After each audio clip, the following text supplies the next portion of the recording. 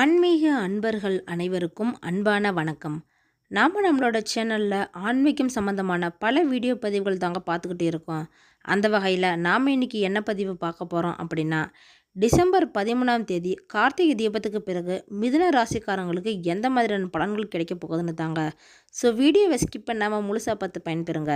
இதோடு இந்த மாதத்தில் வரக்கூடிய தீப திருநாளை பற்றியும் நிறைய இன்ட்ரெஸ்டிங்கான விஷயங்களை பார்க்கலாங்க. இந்த மகா தீபமானது எந்த நாள் வருது, என்ன டைமுக்கு நாம் விளக்கேற்றணும், இப்படின்னு எல்லாமே பார்க்கலாம் இந்த வீடியோ பதிவில். பொதுவாகவே திருவண்ணாமலை அப்படின்னு சொன்னாலே எல்லோருக்கும் ஃபஸ்ட்டு ஞாபகத்துக்கு வருது அந்த கோவிலும் அதுக்கு பின்னாடி இருக்கிற பிரம்மாண்டமான மலையும் தாங்க. இது 2668 அடி உயரம் கொண்டது இருக்குது. இது பல யுகங்களை கடந்து கம்பீரமாக நிற்கிதுன்னு சொல்லப்படுதுங்க. இதோடு 14 கிலோமீட்டர் தூரம் கொண்ட இந்த கிரிவல பாதையும் தான் ஞாபகத்துக்கு வரும்.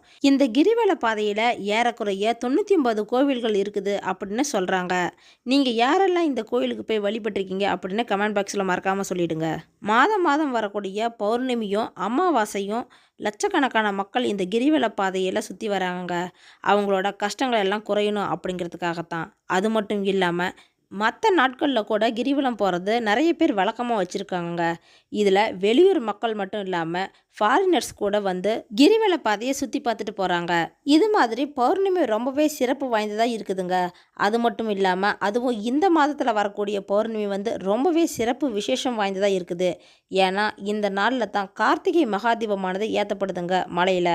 படைக்கும் கடவுளான பிரம்மாவுக்கும் காக்கும் கடவுளான விஷ்ணுவுக்கும் சிவன் ஜோதி ரூபமாக காட்சியளித்தது இங்கே தாங்க. பஞ்சபூத தலத்தில் அக்னியை சொல்லும் விதமாக தான் இந்த திருவண்ணாமலை அமைஞ்சிருக்குது. இதோடு இந்த நாளில் தாங்க அன்னை பார்வதி தேவியும் விரதம் இருந்து சிவனிடம் இடப்பாகத்தை பெற்றாங்க அப்படின்னும் சொல்கிறாங்க. இந்த உருவத்தை தான் நாம் அர்த்த நாரீஸ்வரர் உருவமாக நாம் வழிபடுறாங்க. ஒவ்வொரு மாதத்துக்குமே ஒரு சிறப்பு இருக்கிற மாதிரி இந்த கார்த்திகை மாதம் டிசம்பர் மாதத்தில் வர்றதுனால இதுக்குமே நிறைய சிறப்புகள் விசேஷ நாட்கள் கொண்டதாக தாங்க இருக்குது. பொதுவாக இந்த கார்த்திகை அப்படின்னு சொன்னாலே அது ரொம்பவே விசேஷமான பெயராக தாங்க இருக்குது. இந்த மாதத்தோட ஃபஸ்ட்டில் இருந்தே திருவிழா ஆரம்பிச்சிடுச்சிங்க. அதிலிருந்து தீபம் முடிஞ்சு அடுத்த நாள் வரைக்குமே இது திருவண்ணாமலையில் ரொம்பவே கொண்டாட்டமான நாட்களாக இருக்குது. தொடர்ந்து நடக்கக்கூடிய இந்த 10-15 நாள் திருவிழாவில் ஒவ்வொரு நாளுமே ஒரு சாமி அலங்காரம் செய்யப்பட்டு ஊர்வலம் கொண்டு வராங்க. சண்டிகேஸ்வரர், முருகர், கணபதி, அம்பாள், பிச்சாண்டவர் இப்படின்னு டெய்லியும் ஒரு சாமி ஒவ்வொரு விதமான வாகனத்தில் அழைத்து வரப்படுது. இதோடு இந்த விசேஷமான நாளில் தேரோட்டமும் நடக்குதுங்க. இந்த தேரை வடம் பிடிச்சி இழுக்கிறதுக்காக மக்கள் பலாயிரக்கணக்கான பேர் வராங்க திருவண்ணாமலைக்கு. இந்த மாதத்தில் டெய்லியுமே நம்ம வீட்டு வாசலில் விளக்கு வைக்கணுங்க. அதனால் வீட்டுக்கு சுபிட்சம் கிடைக்கும் அப்படின்னு நம்மளோட பெரியவங்க சொல்லியிருக்கிறாங்க. கார்த்திகை தீபம் எப்பயுமே பௌர்ணமியும் தீப நாளும் ஒன்றா வர மாதிரி தாங்க இருக்கும். ஒரு சில நேரத்தில் தான் தீபம் ஃபஸ்ட்டு இல்லைன்னா அடுத்த நாள் இப்படின்னு மாறி வருங்க. மேக்சிமம் இந்த 2-3 நாளுக்குள்ளே தான் மாற்றி வரும். இது அந்தந்த வருடத்தில் வரக்கூடிய பரணி நட்சத்திரத்தை பொறுத்து தாங்க வேறுபடும். பௌர்ணமியும் பரணி நட்சத்திரமும் ஒன்றா வருதா இல்லை மாற்றி வருதா அப்படிங்கிறத பொறுத்து தாங்க இது அமையுது. ஏன்னா இந்த பரணி நட்சத்திர நாளில் தான் நாம் பரணி தீபம் ஏற்றுறாங்க. இப்போ இதை பற்றின நிறைய விஷயங்களை தெரிஞ்சுக்கலாம். தீபத்துக்கு முதல் நாள் தாங்க இந்த பரணி தீபம் வைக்கிறது வழக்கமாக இருக்குது. இது ரொம்பவே விசேஷமானதாகவும் சொல்லப்படுதுங்க. ஏன்னா இந்த தீபம் வைக்கிறது மூலியமா ஒருத்தருக்கு அவங்களோட வாழ்நாளுக்கு பிறகு சேர்த்து வைக்கிற புண்ணிய பலனுக்கான நாளாக தாங்க இந்த பரணி தீபம் சொல்லப்படுது. இது பாவத்தை போக்கக்கூடிய பரணி தீபம் அப்படின்னு சொல்கிறாங்க. இதை யம தீபம் அப்படின்னு சொல்லப்படுதுங்க. யம தர்மனின் அருளை பெறத்துக்கு இந்த பரணி தீபம் நமக்கு ரொம்பவே உதவி செய்யுதுங்க. இது நிறைய பேருக்கு தெரியறதில்ல. அதனால தான் இவங்க பரணி தீபத்தை ஏற்ற மாட்டேங்கிறாங்க. பல பேர் என்ன பண்ணுறாங்கன்னா தீபத்திலிருந்து அடுத்த 3 நாளைக்கு ஏற்றுறாங்க. ஆனால் அது தப்புங்க. தீபத்துக்கு முதல் நாள் பரணி தீபம் ஏற்றி தீப நாள் அதுக்கு அடுத்த நாள் அப்படின்னு 3 நாட்கள் தொடர்ந்து ஏற்றணும். பஞ்சபூத தத்துவத்தை சொல்கிற விதமாகவும் நம்ம இயக்கக்கூடிய பஞ்ச இயந்திரங்களை குறிக்கும் விதமாக தாங்க இந்த பரணி தீபத்தை 5 தீபங்களை ஏற்றுறாங்க. இந்த பரணி தீபத்தை திருவண்ணாமலையில் தீபத்துக்கு முதல் நாள் அதிகாலையிலே ஏற்றிடுவாங்க. அதாவது ஒரு 4 மணிலேருந்து 5-6 மணிக்குள்ளேயே ஏற்றிடுவாங்க. நாம் இந்த தீபத்தை வீட்டில் ஏற்றுறோம் அப்படின்னா அது சாயந்தரம் 6 மணிக்கு மேலே ஏற்றலாங்க. இந்த மாதம் நமக்கு பரணி தீபம் 12ஆம் தேதி வருது. அன்னைக்கு பூஜை அறையில் 5 தீபங்களை ஏற்றுங்க. முடிஞ்ச அளவுக்கு நெய் தீபமாக ஏற்றுங்க. இல்லைன்னா ஒரு தீபமாவது நெய் தீபத்தில் ஏற்றுங்க. அடுத்த நாளாக இந்த மகா கார்த்திகை தீபமானது நமக்கு டிசம்பர் 13ஆம் தேதி வருதுங்க. அன்னைக்கு சாயந்தரம் திருவண்ணாமலையில் மலையின் உச்சியில் மகா தீபமானது ஏற்றப்படுது.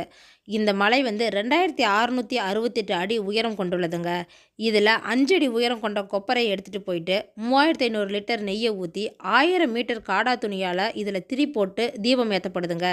இது வந்து தொடர்ந்து 11 நாட்கள் எரியுது. இந்த தீபம் ஏற்றுறதை பார்க்கறதுக்காக மக்கள் லட்சக்கணக்கான பேர் அன்னைக்கு திருவண்ணாமலைக்கு வராங்கங்க. அது மட்டும் இல்லாமல் தொடர்ந்து எரியக்கூடிய இந்த தீபத்தை மற்ற நாள்லையுமே கூட வந்து வழிபடுறாங்க. ஒட்டுமொத்தமாக இந்த தீபம் முடிகிற வரைக்குமே திருவண்ணாமலை ரொம்பவே கொண்டாட்டமும் கோலாகலமும் நிறைந்ததாக தாங்க இருக்குது. நாம் வீட்டில் விளக்கேற்றுறோம் அப்படின்னா அன்னைக்கு எவ்வளோ விளக்கு வேணாலும் ஏற்றிக்கலாங்க. அதுக்கு கணக்கே கிடையாது. நம்மளால் முடிஞ்ச அளவுக்கு எவ்வளோ வேணாலும் ஏற்றலாம். வீட்டை அந்த அளவுக்கு அலங்காரம் பண்ணிக்கலாங்க. இது மாதிரி யாரெல்லாம் வீட்லையும் கோயில்லையும் விளக்கேற்றிருக்கீங்க அப்படின்னு கமெண்ட் பாக்ஸில் சொல்லுங்கள். கூடவே சிவபெருமானை பிடிச்சவங்க எல்லாரும் ஒரு லைக்கும் பண்ணிடுங்க. கூடவே இந்த தீப நாளில் மாவெளி சுற்றுற பழக்கமும் நிறைய ஊரில் இருக்குதுங்க. இது இன்னுமே வழக்கத்தில் இருக்குது. அடுத்ததாக 3வது நாள் நம்ம வீட்டில் விளக்கேற்றுருங்க. இதுவும் நல்லது. தொடர்ந்து இந்த 3 நாள் ஏற்றுற விளக்கால நம்ம வீட்டில் சுபிட்சமும் நன்மைகளும் சேருங்க. அடுத்ததா இந்த மிதுன ராசிக்காரங்களோட பலன்கள் எப்படி இருக்குன்னு பார்க்கலாங்க. இந்த மாதத்தில் உங்களுக்கு ரொம்ப நாளாக இருந்த மன கஷ்டம் குழப்பங்கள் எல்லாமே நீங்கி உங்களுக்கு ஒரு தெளிவு கிடைக்க போகுதுங்க. நீங்கள் ரொம்ப நாளாக இது நடக்கலை அப்படின்ட்டு எவ்வளோ கவலைப்பட்டுட்டு இருந்தீங்களோ அது எல்லாமே உங்களுக்கு நடக்க போகுது. நீங்கள் முயற்சி செஞ்சு எதிர்பார்த்த பலன் எல்லாமே இப்போ கிடைக்க போகுதுங்க. ஏதாவது வழக்கு விஷயமா நீங்கள் சம்மந்தப்பட்டு இருந்தீங்கன்னா அதுவுமே இப்போ உங்களுக்கு சாதகமாக தாங்க வரப்போகுது. நீங்கள் ரொம்ப நாளாக நீண்டுக்கிட்டு இருந்த வழக்கு விஷயங்கள் எல்லாமே இப்போ சரியாக போகுதுங்க. தேவையில்லாத வழக்குகள், உங்களுக்கு சாதகமான வழக்குகள், இது மாதிரி எல்லாமே இந்த மாதத்தில் நடக்க போகுது. ஸோ கவலைப்படாமல் ரொம்பவே ரிலாக்ஸ் ஆகிருங்க. இந்த மாதத்தில் வியாபார ரீதியாக நீங்கள் எடுக்கிற எல்லா முயற்சியுமே வெற்றி அடைய போகுதுங்க. ஏன்னா அதுக்கு ஏற்ற மாதிரி தாங்க கிரக நிலைகள் அமைஞ்சிருக்குது. நீங்கள் ரொம்ப நாளாக ஆரம்பிக்க நினச்ச வியாபாரம் இல்லைன்னா புதிய தொழில் இது மாதிரி எல்லாமே நடக்குங்க. தொழிலை விரிவுபடுத்த நினச்சிங்கன்னா அதுவுமே இந்த மாதத்தில் ரொம்பவே சக்ஸஸ்ஃபுல்லாக நடக்குங்க. புதிய கஸ்டமர்ஸும் நிறைய பேர் உங்களை தேடி வர போகிறாங்கங்க. அது மட்டும் இல்லாமல் நீங்கள் நிறைய பிளான் போட்டு வச்சுருப்பீங்க வியாபாரத்தில். இப்படி செஞ்சால் நிறைய லாபம் நம்மளுக்கு கிடைக்கும் அப்படின்னு யோசிச்சு வச்சுருப்பீங்க. அது எல்லாமே இந்த மாதம் நீங்கள் செயல்படுத்தியும் காட்ட போகிறீங்க. இந்த தொழில் வியாபாரத்தில் நீங்கள் எதிர்பார்த்த அளவுக்கு வேகம் இருக்குங்க. ஆர்டர் கிடைக்கிறதுக்காக நீங்கள் கொஞ்சம் அலைய வேண்டி இருக்கும். ஆனாலுமே அது உங்களுக்கு வெற்றி தர மாதிரி தாங்க இருக்குது. உத்தியோகத்தில் இருக்கிறவங்களுக்கு இந்த மாதம் இடமாற்றம் ஏற்படலாங்க. ரொம்ப நாளாக நீங்கள் ஒரே இடத்துல வேலை செஞ்சிட்ருக்கீங்க அப்படின்னா இப்போ உங்களுக்கு ஆஃபீஸ் மாறுற சூழ்நிலை ஏற்படலாம். புதிய பிரான்ச், புதிய ஊர் இப்படின்னு நிறைய இடத்துக்கு போக வேண்டியது இருக்குங்க. ஆனால் வேலை ஜாஸ்தியாக இருக்குங்க. அதை நீங்கள் கரெக்டாக செஞ்சு முடிச்சிங்கன்னா அதுக்கேற்ற மாதிரி பலனும் உங்களுக்கு கிடைக்கும். இது கூடவே உங்களுக்கு பதவி உயர்வும் கூட கிடைக்கலாங்க. பண விஷயத்தை பொறுத்த வரைக்கும் இந்த மாதம் கொஞ்சம் லேட்டு தாங்க ஆகும். நீங்கள் எங்கேயாவது பணம் கொடுத்துருக்கீங்க அப்படின்னா அது உங்களுக்கு கைக்கு கிடைக்கிறதுக்கும் லேட் ஆகும். அது மட்டும் இல்லாமல் உங்களுக்கு கிடைக்கக்கூடிய சேலரியுமே கூட கொஞ்சம் லேட் ஆகலாங்க. மாதம் ஒன்றாயிடுச்சு, எங்கடா இன்னும் சேலரி வரலையே அப்படின்னு நீங்கள் நினச்சிட்டு இருப்பீங்க. ஆனால் அது 2-3 நாள் கழிச்சு தாங்க உங்கள் கைக்கு கிடைக்கும். இந்த மாதத்தில் புதுசாக எந்த லோனும் எடுக்காதீங்க. ஏன்னா அது உங்களால் கட்டவே முடியாது. ஏன்னா பண விஷயம் வந்து இந்த மாதத்தில் உங்களுக்கு நெருக்கடியான சூழ்நிலையாக தாங்க இருக்குது. கடனும் மேக்ஸிமம் வாங்க வேணாங்க. ஏன்னா பணத்தை வாங்குறது பெருசு இல்லை, அது கொடுக்கறது தான் பெரிய விஷயமே. இந்த மாதத்தில் உங்களுக்கு இருக்கிற ஆடம்பர செலவுகள் எல்லாத்தையுமே குறைச்சிக்கோங்க. தேவையானதை மட்டும் வாங்கி செலவை மிச்சப்படுத்த பாருங்க. இது நாள் வரைக்கும் உங்கள் கூட இருந்து வந்த பார்ட்னர்ஸ் கிட்ட பிரச்சனை இருந்ததுன்னா அது எல்லாமே சரியாக போகுதுங்க. உங்களுக்கு கவர்மெண்ட் மூலியமாக கூட ஏதாவது ஃபேவர்ஸ் நடக்கலாம். இந்த மாதத்தில் குடும்பத்தில் இருக்கிறவங்க கிட்ட வீண் பேச்சால் மன வருத்தம் உண்டாகலாங்க. கணவன் மனைவிக்கிடையில் திடீர் கருத்து வேற்றுப்பாடு இந்த மாதிரி ஏதாவது கூட வரலாம். அதனால் பிரச்சனையை முடிஞ்ச அளவுக்கு சமாளிக்க பாருங்க. எதுலையுமே பேசாமல் இருக்கிறது ரொம்பவே நல்லதுங்க.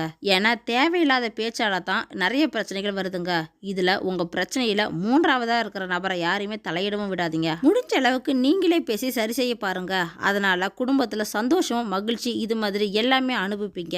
மிதுன ராசிக்காரங்க பெண்களாக இருக்கிற பட்சத்தில் இந்த மாதம் ஒரு முறைக்கு பல தடவை யோசிச்சு எதா இருந்தாலும் செய்யுங்க. அது ரொம்பவே நல்லது. கலைத்துறையில் இருக்கிறவங்களுக்கு தேவையான உதவி எல்லாமே கிடைக்குங்க. உங்களுக்கு எதிர்பாராத செலவுகள் கூட வரலாம். இந்த மாதம் ஏதாவது ப்ராப்பர்ட்டி விஷயமா சின்ன சின்ன தடைகள் ஏதாவது வரலாங்க. அதனால் ஒரு தடவைக்கு பல தடவை யோசிச்சு செய்கிறது ரொம்பவே நல்லது. அரசியல் துறையில் இருக்கிறவங்களுக்கு இந்த மாதம் வீண் வழக்கு பிரச்சனை ஏதாவது வரலாங்க. அதனால் எச்சரிக்கையாக இருக்கிறது நல்லதுங்க.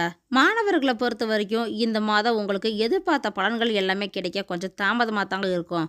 ஆனால் அதிகமாக முயற்சி செஞ்சு படிச்சிங்கன்னா நல்ல மார்க் வாங்க முடியுங்க உங்களால். ஒட்டுமொத்தமாக இந்த மாதத்தில் மிதுன ராசிக்காரங்களுக்கு ஓரளவு நல்ல பலன்களும் கொஞ்சம் சுமாரான பலன்களும் இருக்குதுங்க.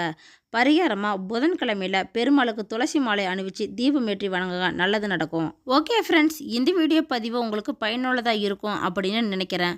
அடுத்தடுத்து நம்ம சேனலில் ஆன்மீகம் சம்மந்தமான பல வீடியோ பதிவு தாங்க வரப்போகுது. ஸோ நம்ம சேனலில் இப்போ தான் ஃபஸ்ட் டைம் நீங்கள் பார்க்குறீங்க அப்படின்னா சப்ஸ்கிரைப் பண்ணி வச்சுக்கோங்க. கூடவே பெல் ஐக்கனையும் கிளிக் பண்ணி வச்சுக்கோங்க. அப்போ தான் நாங்கள் போடுற வீடியோ பதிவு உங்களுக்கு உடனே கிடைக்குங்க. இந்த வீடியோ உங்களுக்கு பிடிச்சிருந்தா லைக் பண்ணுங்கள், ஷேர் பண்ணுங்கள், கமெண்ட் பண்ணுங்கள். அதோடு உங்கள் ஃப்ரெண்ட்ஸ் அண்ட் ஃபேமிலிக்கும் ஷேர் பண்ணுங்கள். அவங்களும் இந்த வீடியோ பதிவை பார்த்து பயன்பெறட்டுங்க. மற்றொரு ஆன்மீக இன்ட்ரெஸ்டிங்கான வீடியோவோடு உங்களை சந்திக்கிறேன். ஆன்மீக அன்பர்களான உங்களுக்கு நன்றியும் வணக்கமும்.